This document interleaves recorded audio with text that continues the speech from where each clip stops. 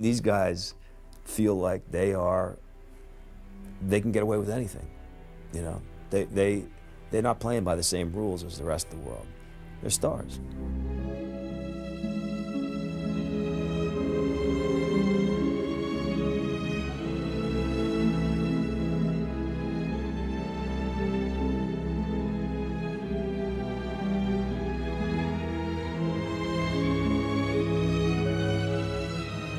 Charlie, take one. Hey, camera, Mark. Yeah. Okay. And action. It's about a young journalist who is investigating the history of a 50s musical comedy act. They're looking for some provocative stories for the first issue. Any thoughts on what these provocative stories might be about? The breakup, why Lanny and you split.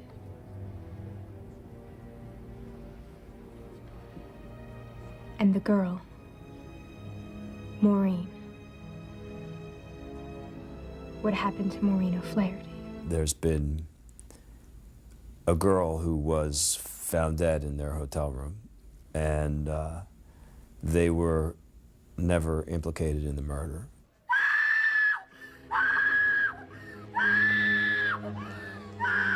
She's a young, aspiring journalist who's just finishing college, and to pay for school, she's working in this hotel where these amazing celebrities, Vince and Lanny, are staying. Can I have your autograph, Mr. Morris? Sure. Should I make it out to Maureen? She meets them and gets the opportunity to have the interview of her life. 20 years have passed, and now it's the 70s, and the act is split up, and this young journalist is trying to find out the truth. No one had ever been able to pin Lanny Morris or Vince Collins to the girl's death. All that was clear was that Maureen was found dead in their hotel suite. It was unthinkable to me that Lanny and Vince could have had anything to do with it.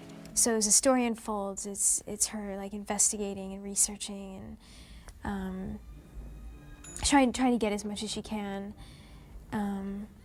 to find out what really happened. In some ways, he had never stopped being a hero to me. That's why it was impossible to think he might also be a killer. I play a character called Lanny Morris, who is one half of a comedy act from the 50s. May I say that I think you have the most beautiful eyes I have ever seen. He is definitely a larger-than-life character, someone that has a very strong, powerful kind of effect on people, someone that, you know, you have grown up with, you know, kind of an entertainment, cultural icon. Hello, lovely people, for the next 3 days. Look at you, you're a disgrace. What? Look, your hair's a mess, your shoes aren't shined, your shirt's not pressed. Kevin's character is very much making use of the stereotype of the American in the direction of rock and roll.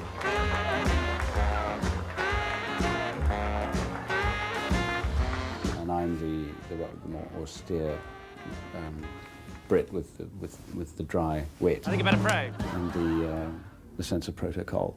Bastard! He called me a bastard! No, it doesn't show from the front, Lanny. Don't worry. No, please, would you kindly not mount me? It's very disagreeable. Under the mask, this guy is vulnerable, he's venal, he's violent, he has all kinds of weaknesses of the flesh, and these are the things that the film explores. I was the tramp, ready for any sort of action, and Vince was the gentleman, always trying to make me behave myself.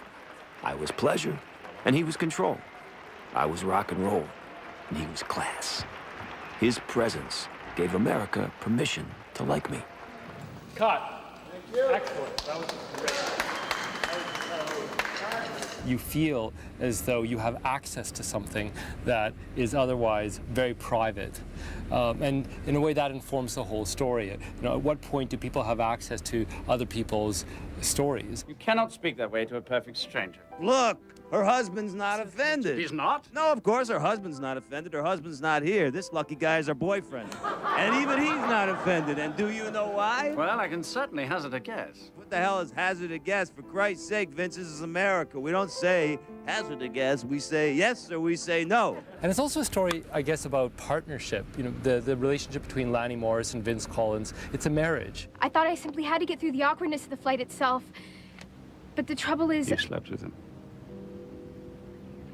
Vince... You slept with my ex-partner.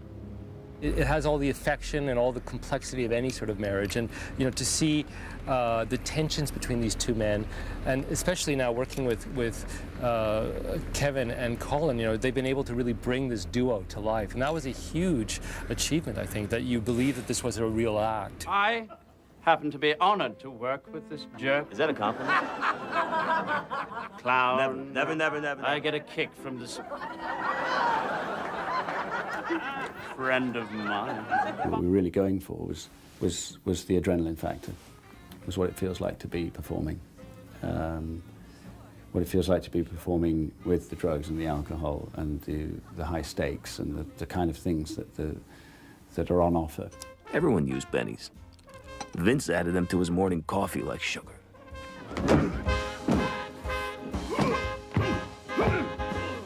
Not that you could tell. I found that Kevin and I had a rapport which came very easily. He's a musician.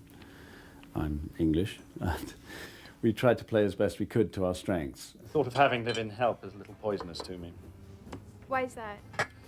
Well, I'd have to talk to them. Ask them how their family was doing. Hear about this and that, introduce them to the guests, and tell them how their family was doing. Also that I would seem to be a nice guy, which is an awful lot of work, considering what I cherish most in life these days is not to have to be Vince Collins. We're making a film that depends entirely on performances, on acting. There are no pyrotechnics in this film. There are no shootouts, no car chases. The only way to engage the audience and to create suspense and to create tension in this film is through performances. The real me was brought up as a nice middle-class kid, which is not the easiest thing in the world when you are extremely poor and living in a slum. Who are these people? Who are Lanny and Vince? You know, they've existed as popular icons, and they want to preserve that. The story of this girl is the most painful thing in his life. What happened to her, Lanny? Well, you're not going to find out. Not now. She's fascinated by these two men, just so personally involved. They've been heroes to her since she was 12, and they were really instrumental in giving her hope, you know, when she had polio.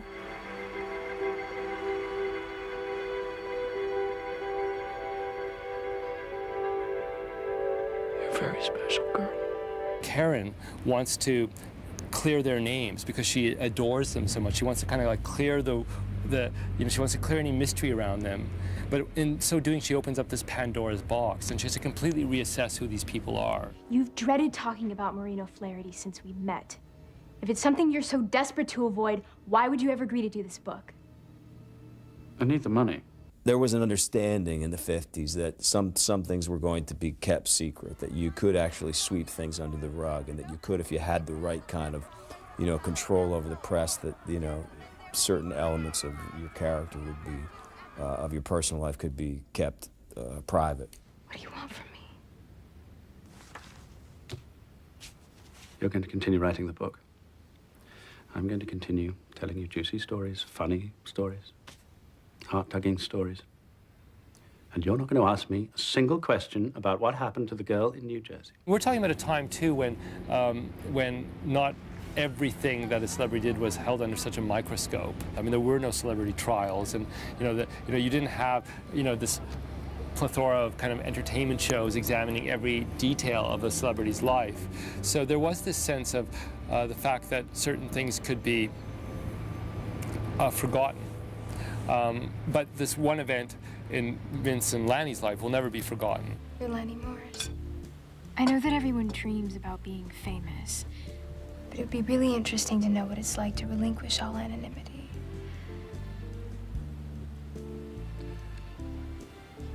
gets me a date. Does that bother you? That people only want to be with you because of who you are? As opposed to? Well, the real you. It deals with celebrity in that it shows you a picture of its benefits, and then it shows you what happens if you try to take advantage too much of those benefits. It's easy to get away with a lot if you're rich and famous. What makes these people real and human? It's a story about how we have access to histories and how we have to make judgments about what stories we want to tell. It's about the process of getting right down to the kernel where the truth lies.